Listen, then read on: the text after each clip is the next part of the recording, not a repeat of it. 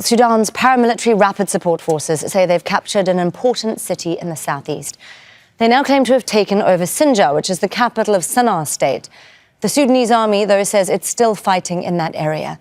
Meanwhile, thousands of people have been forced to flee their homes due to the fighting between the army and the RSF. This conflict has already created the world's largest displacement crisis. According to a UN-backed study, nearly 26 million people, half of Sudan's population, are facing acute food insecurity, with 755,000 on the brink of starvation.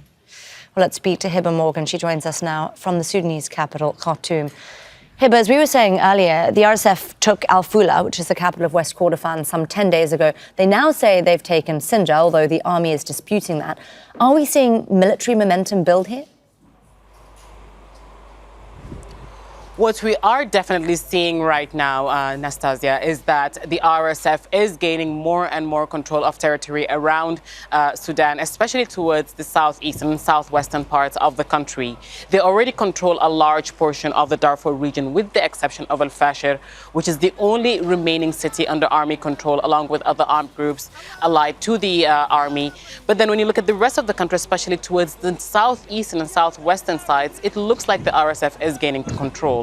What we do know for sure is that they say that they've taken control of the army base, the 17th Infantry Division there in Singa in southeastern Sudan. The army does not dispute that claim, but they do say that their forces are still present in the city and they are still fighting. But what we definitely can confirm is that civilians have witnessed the clashes, and many of them have started leaving the city since yesterday when the fighting took place. And more people are leaving the city this morning as we're speaking. Hiba, you talk about people leaving, and we're already looking at the world's largest displacement crisis, more than 9 million people. What does this all now mean for the residents of these cities? If they are fleeing their homes, what are their options? First of all, let's remember that many of the people who are in Singa, people who have fled from other conflict zones, people who have fled from Khartoum, here the capital, towards Singa, back to their hometowns because they deemed that it would be safer, people who have fled from the Darfur region. Many people were already people who have been displaced, and they lived in host communities getting assistance from aid agencies. Now, these people are once again forced to flee, in addition to the residents of Singa city. So we're likely to see the number of people who are displaced from the conflict, which is already the highest in the world, increase even further.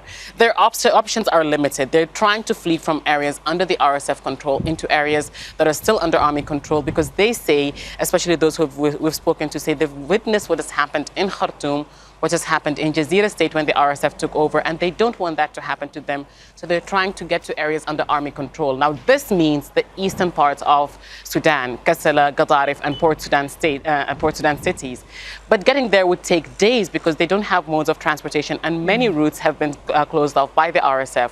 So their options are limited, and many say that they know when they get to safe areas, they will be in desperate need of humanitarian assistance, and already many in the country are in need of that, and it's not clear if those who are fleeing right now will be able to get to safety and will be able to get the assistance they would need. A huge humanitarian crisis. Hiba Morgan, they're reporting for us from the Sudanese capital. Thank you, Hiba.